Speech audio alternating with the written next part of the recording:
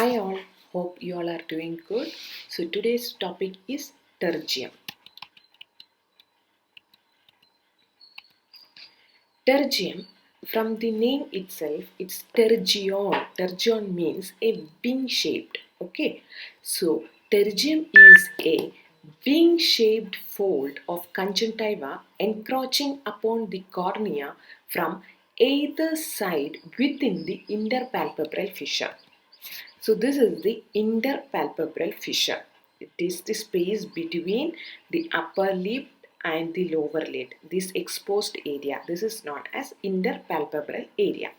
So there is a wing-shaped fold of conjunctiva. Pterygium is nothing but it is a wing-shaped fold of conjunctiva itself encroaching upon the cornea.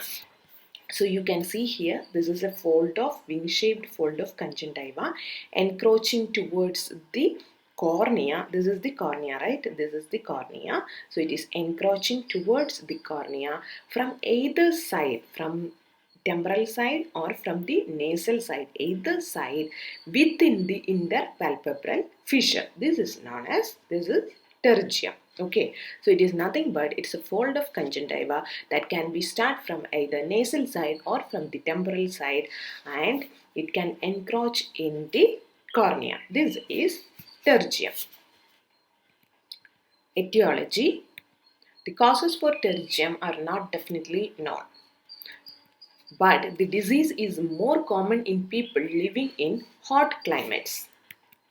Therefore, the most accepted view is that it is a response of prolonged effect of environmental factors such as exposure of sun, that is ultraviolet rays, dry heat, high wind and abundance of dust. So actually the etiology of pterygium is not definitely known, but most people who are getting pterygium is living in hot climates. So there is some accepted views is that it is due to the response of prolonged effect of environmental factors, especially exposure to sun, that is ultraviolet rays, dry heat, high wind and abundance of dust. It is also known as surfer's eye. Okay, another name for pterygium is surfer's eye because surfers will always go in the hot sun. So and also there is a reflection from the sea water. So it is known as surfer's eye. So it's it's most commonly seen in surfer people, and also who are working in the hot climates of outside, working outside. They are more prone to get pterygium. So these are the etiology. So etiology, the main thing is the environmental factors who are more exposed to sun, dry heat, high wind and abundance of dust. Next comes the pathology.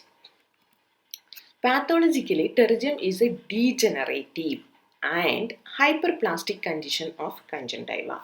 So, pterygium is a degenerative condition of conjunctiva and hyperplastic condition of conjunctiva. Hyperplasia means more growth, right? The cell will divide fast and there will be more growth, more in cells or tissues. So that is hyperplasia.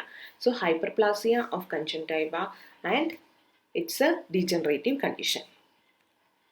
The subconjunctival tissue undergoes elastotic degeneration and proliferates as vascularized granulation tissue under the epithelium, which ultimately encroaches the cornea. So, the subconjunctival tissue undergoes elastotic degeneration. What is elastotic degeneration? It is nothing but the loss of elasticity. Subconjunctival tissues will lose the elasticity and there will be degeneration, and due to degeneration, there will be loss of elasticity in the subconjunctival tissue and it proliferates as vascularized granulation tissue under the epithelium. So under the epithelium, it will proliferate. Proliferate means it will grow fast, grow rapidly as vascularized granulation tissue, which ultimately encroaches the cornea. We saw, right? It ultimately encroaches the cornea. So this is the pathology. So the subconjunctival tissue undergoes these due to the loss of elasticity. There will be degeneration, loss of elasticity, and there will be elastotic degeneration where in the subconjunctival tissue, and it proliferates as vascularized granulation tissue under the epithelium, which ultimately encroaches the cornea. So now what will happen in cornea? The corneal epithelium, Bowman's layer and superficial stroma are destroyed. So there the corneal epithelium, Bowman's layer and superficial stroma are destroyed. So there first we have to know about the corneal layers. Cornea had 5 layers. Okay, A, B, C, D, E. A is anterior epithelium, B is Bowman's layer, third is corneal, C is corneal stroma, D is Descemet's membrane, and E is endothelium. So these are the 5 layers of cornea. In that, first 3 layers will get destroyed because of this pterygium. Corneal epithelium, Bowman's layer, and corneal stroma or superficial stroma are destroyed. So this is the pathology of pterygium. First I told this is a degenerative condition and there will be hyperplasia. And next they are telling what will happen in the tissue level. The subconjunctival tissue loses its elasticity and it proliferates as a vascularized granulation tissue, and it is under the epithelium, and after that it encroaches the cornea. What will happen in the cornea? In the cornea, first 3 layers will get destroyed. That is corneal epithelium, Bowman's layer and superficial stroma are destroyed. Next comes the clinical features. Pterygium is more common in elderly males doing outdoor works. Okay, so it is more commonly seen in elderly people because it's a degenerative condition and it is seen in people who are working in the hot climates outside. So it is seen mainly in elderly people. It may be unilateral or bilateral. It will come in one eye or it can come in both the eyes. It presents as a triangular fold of conjunctiva encroaching the cornea in the area of palpebral fish aperture, usually on the nasal side, but may also occur on the temporal side. So what we seen before, it present as a triangular fold of conjunctiva encroaching the cornea in the area of palpebral aperture. In the area of palpebral aperture is interpalpebral area, that is palpebral aperture, the space between the upper and lower lid. So usually on the nasal side, it's mainly commonly seen in the nasal side, and it can occur on the temporal side also. Which area is more exposed to the sun or ultraviolet rays, there is chance of getting in that side. Okay, so it presents as a triangular fold of conjunctiva encroaching the cornea in the area of the palpebral aperture, usually on the nasal side, but may also occur on the temporal side. So it is most commonly seen in the elderly people, and it can be unilateral or bilateral, and it presents as a triangular fold of conjunctiva encroaching in the cornea. The deposition of iron seen sometimes in corneal epithelium anterior to advancing head of pterygium is called Stocker's line. Okay, so Stocker's line is nothing but deposition of iron where it is seen sometimes in corneal epithelium. Where in corneal epithelium? Anterior to advancing head of pterygium. Anterior to the pterygium, you can see a deposition of iron in the form of a line called Stocker's line. So that is Stocker's line. It's seen sometimes, not always. So it is nothing. Stocker's line is nothing but the deposition of iron in front of the head of the pterygium in the cornea. That is Stocker's line. So these are the clinical features. So pterygium is most commonly seen in elderly people. It can be unilateral or bilateral. It present as a triangular fold of conjunctiva encroaching the cornea in the area of palpebral aperture, usually on the nasal side, but also can occur on the temporal side. And what is Stocker's line? It's nothing but the deposition of iron seen sometimes in the corneal epithelium anterior to the advancing head of pterygium. It is known as Stocker's line.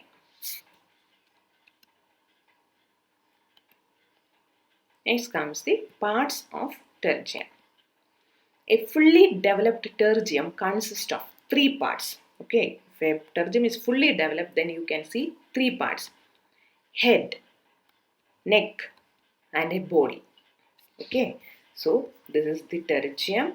This pterygium can be divided into three parts: head, apical part present on the cornea. So this apical part present on the cornea is called head. Next comes the neck, that is the limbal part. Limbal part, you know, right? Limbus is the junction between sclera and the cornea. So this limbal part, this is the neck. So this is the neck and this is the head and body or the scleral part extending between the limbus and the canthus. This part is the body. So this apical part is the head and this limbal part is the neck and the scleral part is the body of the pterygium. And you can see this is the Stocker's line. You can see a line here. This is the deposition of iron in front of the advancing head of the pterygium in the corneal epithelium. So this is the Stocker's line. This is the Stocker's line. This is the head of the pterygium and this limbal part. This is the neck of the pterygium and this scleral part. This is the body of the pterygium. So these are the parts of a pterygium: head, neck and body. Types. Depending upon the progression of pterygium, it may be progressive or regressive. So two types we can say. It depends on the progression of the disease. Okay. So first one is progressive type and second one is regressive type. Progressive pterygium is thick, fleshy and vascular with a few infiltrates in the cornea in front of the head of pterygium called cap of pterygium. Okay, so progressive pterygium is thick, it is fleshy and it is vascular. And you can see infiltrates in the cornea in front of the pterygium, that is cap of the, in front of the head of the pterygium or that cap of the pterygium. You can see infiltrates in the cornea. So that is progressive pterygium. That means it is going to progress more. So there is infiltrates. So it is thick, fleshy and vascular, progressive type. And next comes the regressive type. It is thin, atrophic, actinated with very little vascularity. So regressive type is very thin, atrophic, actinated with little vascularity. Vascularity is less. There is no cap, that is there is no infiltrates in the cornea in front of the head of the pterygium. Ultimately it becomes membranous but never disappears. So regressive type will become a membrane, like a membrane, thin membrane, but it won't disappear. That is regressive type. So regressive type is thin, atrophic and with less vascularity. In progressive type it is thick, fleshy with vascularity and there will be infiltrates in the cornea and here it is absent, that is cap of pterygium. They call it as cap of pterygium, that is absent in regressive type. In progressive type it is present and in a regressive type it will become a thin membrane but it won't disappear. So these are the types of pterygium. So two types. Progression, according to the progression only we have to classify pterygium into two types. One is progressive type and next is regressive type. In progressive type vascularity will be more and it is thick and fleshy, and in regressive type it is thin, atrophic and there is less vascularity, and in progressive type you can see infiltrates in the cornea. that is known as cap of pterygium. That cap is absent in a regressive type, and in regressive type you can see a thin membrane, but it won't disappear. This is the types of pterygium. Next comes the symptoms. Pterygium is an asymptomatic condition in the early stage except for cosmetic intolerance. So there will be, there is no other symptoms. Only this triangular fold will be there, but a patient won't have any symptoms, and only that cosmetic intolerance will be there. Visual disturbance occurs when it encourages the pupillary area or due to corneal astigmatism induced due to fibrosis in the regressive stage. So visual disturbances occur when it encroaches the pupillary area or due to corneal astigmatism induced due to fibrosis in the regressive stage. So visual disturbance can occur in two stages. First is when it encroaches the pupillary area. When this pterygium starts from temporal or nasal part and it encroaches the cornea and it covers the pupillary part, then the vision will get affected. Or due to corneal astigmatism, because this is going and encroaching in the cornea, which will destroy the first three layers, and because of that there will be a shape will be altered. Cornea is a smooth surface. Because of this astigmatism getting encroached on the cornea, there will be difference in the regular shape of the cornea, and it can cause to corneal astigmatism. It is mentioned that it is induced due to fibrosis in the regressive stage. Progressive and regressive stage. In the regressive stage only, this cornea, there is a chance of getting corneal astigmatism. So, if this pterygium is covering the pupillary area or due to the fibrosis in the regressive stage, there will be corneal astigmatism. Occasionally, diplopia may occur due to limitation of ocular movements. Because of this, there will be limitation of the ocular movement, and because of that, diplopia is double vision. A person will see a thing too. So, diplopia may occur. So, occasionally, diplopia may occur due to limitation of ocular movements. So, these are the symptoms of pterygium. Asymptomatic, it is asymptomatic, but only this cosmetic intolerance, visual disturbances can occur when it encroaches the pupillary area or due to corneal astigmatism and due to fibrosis in the regressive stage, and occasionally diplopia due to the limitation of ocular movements. Complications: cystic degeneration and infections are infrequent. So cystic degeneration and infections are the complications, and rarely neoplastic change to epithelioma, fibrosarcoma or malignant melanoma may occur. So it is very rare. Neoplastic change is very rare in pterygium, and the main complications are cystic degeneration and infection of the pterygium. Rarely neoplastic changes to epithelioma, fibrosarcoma, sarcoma or malignant melanoma may occur, but it is a rare condition. Differential diagnosis: pterygium must be differentiated from pseudopterygium. Only differential diagnosis for pterygium is pseudopterygium.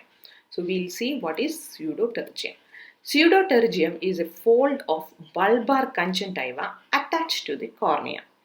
Okay, it is a fold of bulbar conjunctiva itself got attached to the cornea. It is formed due to adhesions of keymost bulbar conjunctiva to the marginal corneal ulcer. If there is any ulcer or anything in the corneal margins, this bulbar conjunctiva got adhered to that one. That because of chemical burns or any injury, if there is a corneal ulcer in the marginal region, then this bulbar conjunctiva got attached to that margin of the cornea because of that presence of ulcer. So that is pseudopterygium. It is not the actual conjunctival fold that is growing or proliferates and encroaching the cornea. It's not like that. It's just a attachment of conjunctiva, bulbar conjunctiva, to any part of the cornea. If there is any ulcer or burns, it will get sticked to that part. So that is pseudopterygium. So it is formed due to adhesion of chemost bulbar conjunctiva to the marginal corneal ulcer. It usually occurs following chemical burns of the eye. So normally it occurs due to the chemical burns of the eye. Difference between pterygium and pseudopterygium. So pterygium, the etiology is degenerative process, and pseudopterygium, it is inflammatory process. Age usually occurs in elderly people, and this can occur in any age group. Site always situated in the palpebral aperture.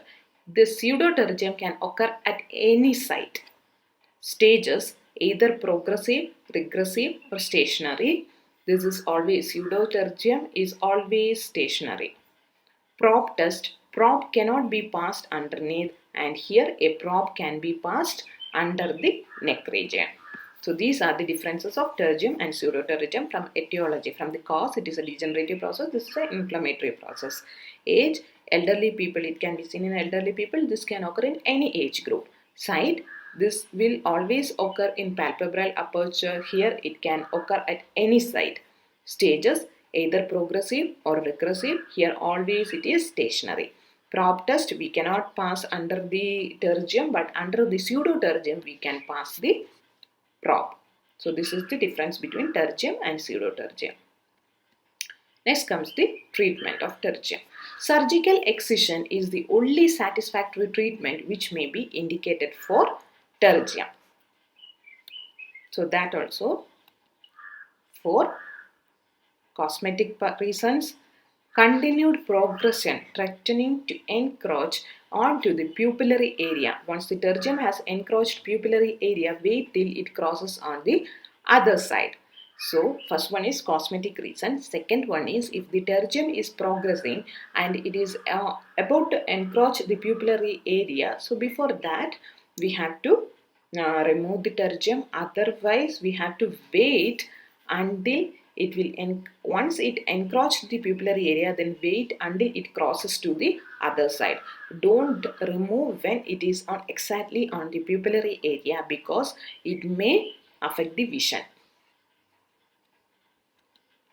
Diplopia due to interference in ocular movement. There is a diplopia due to the interference in the ocular movement. Then we have to go for surgical excision of pterygium. So these are the indications. So for cosmetic reasons, then if it is continuously progressing and encroaching the pupillary area, and if there is diplopia due to the interference in ocular movements, these conditions we have to excise it surgically. Recurrence of pterygium after surgical excision is the main problem. So it will recur after doing the surgical excision also. There is a chance of getting it back. So there is a recurrence. 30 to 50% there is a chance of recurrence. However, it can be reduced by any of the following measures. First one is, this is not used nowadays, transplantation of pterygium in the lower fornix. We have to excise the pterygium and you can keep it on the transplant that on the lower fornix. That was did in ancient times, but now it is not followed.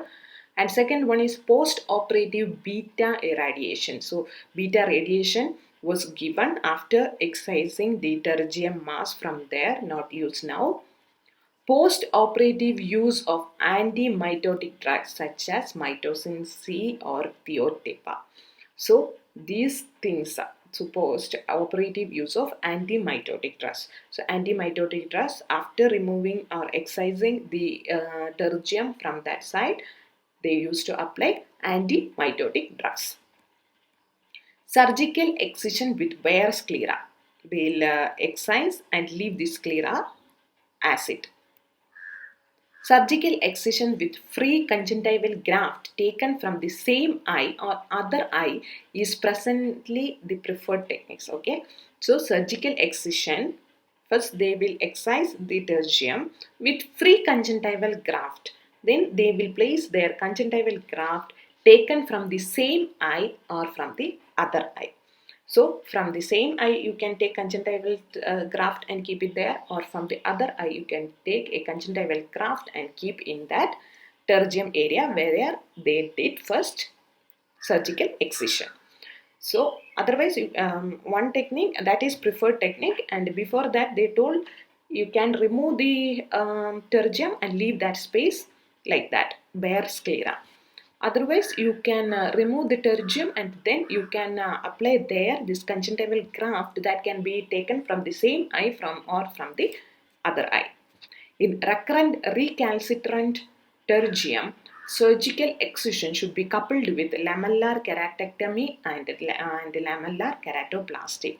That means in recurrent pterygium, we are doing, it is coming again we are doing, again it is coming back. So in that time there will be surgical excision along with lamellar keratectomy and keratoplasty. Keratectomy is corneal repair or corneal transplantation. They will remove that part of cornea also. So that is keratectomy and keratoplasty. So these are the techniques used to avoid the recurrence of pterygium. So first two methods they are not following nowadays. First two methods are transplantation of pterygium in the lower fornix, they are not following nowadays. Post-operative beta radiation, that is also not followed, and antimitotic drugs that they are using now. After the excision of pterygium, they will give these antimitotic drugs there, and surgical excision with bare, leaving the sclera like that also. And this is the commonly used method, that is surgical excision with free conjunctival. First they will remove the pterygium, then they will take a graft from the same conjunctival, from the same eye or from the other eye, and place it there. And if it is recurring more, then there will be damage in the corneal part, and so they will do lamellar keratectomy and keratoplasty. Next comes the surgical technique of pterygium excision. Surgical technique of pterygium excision. After topical anesthesia, eye is cleansed, draped and exposed using universal eye speculum. So here first you have to do topical anesthesia. You have to give topical anesthesia, then eye should be clean and draped and exposed using universal eye speculum. You'll get a universal eye speculum like a rod. So you can expose with that. This full eye you can expose like this. Okay. So after topical anesthesia, clean the eye and then you have to expose the eye using eye speculum. Head of the pterygium is lifted and dissected off the cornea very meticulously. So very carefully you have to dissect the head of the pterygium from the cornea. So first you have to lift the head of the pterygium and then you have to slowly remove it from the cornea. The main mass of pterygium is then separated from the sclera underneath and the conjunctiva superficially. So the main mass of the pterygium is then separated from the sclera underneath and the conjunctiva superficially. So you have to, this is a subconjunctival tissue, right? So you have to remove, separate the mass from the sclera. Pterygium tissue is then excised, taking care not to damage the underlying medial rectus muscle. So this pterygium tissue is then excised. After separating from the sclera, you can excise the scleral pterygium from the underlying sclera. And you have to take utmost care not to damage the medial rectus muscle. Medial rectus muscle can be seen in the nasal part. Hemostasis is achieved and the episcleral tissue exposed is cauterized thoroughly. So after that they used to give hemostasis.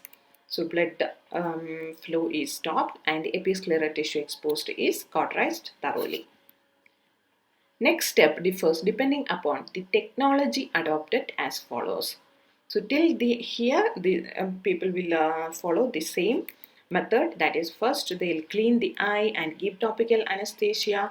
Then you can using the universal eye speculum, you can expose the eye. After that you can slowly take the head from the corneal part very carefully. After that, leave separate it from the underlying sclera and excise this pterygium from the sclera, and you have to give utmost care to the medial rectus muscle.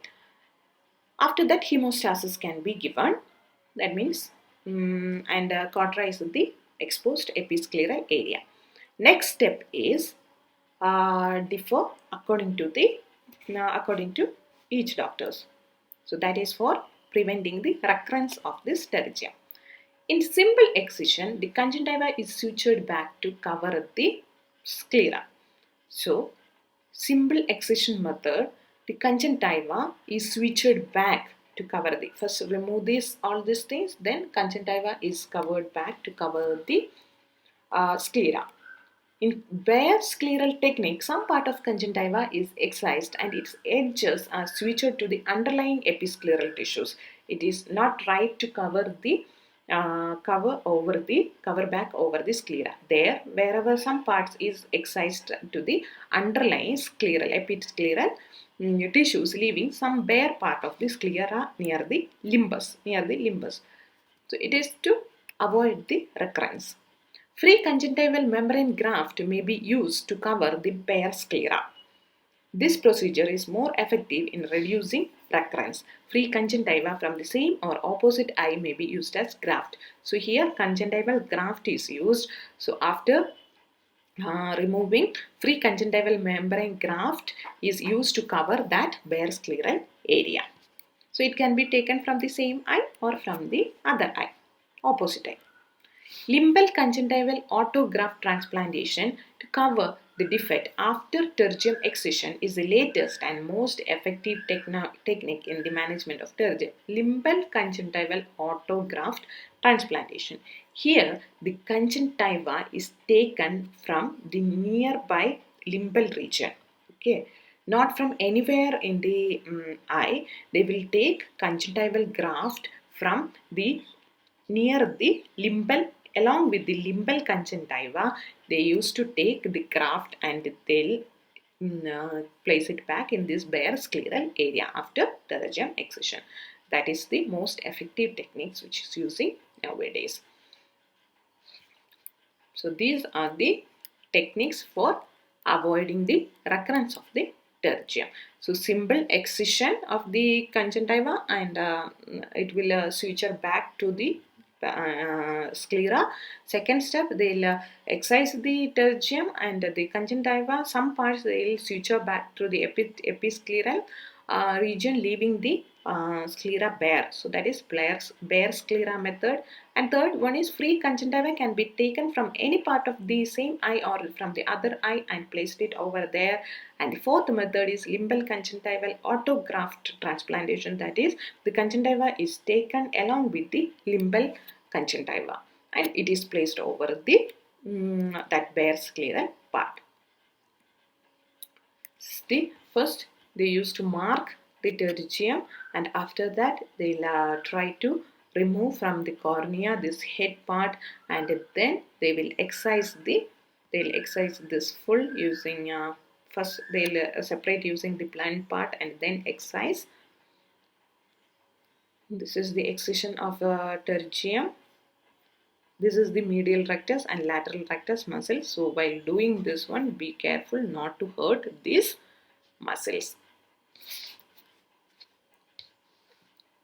So next I can give a link in YouTube itself, pterygium surgery. You can see that in my description box.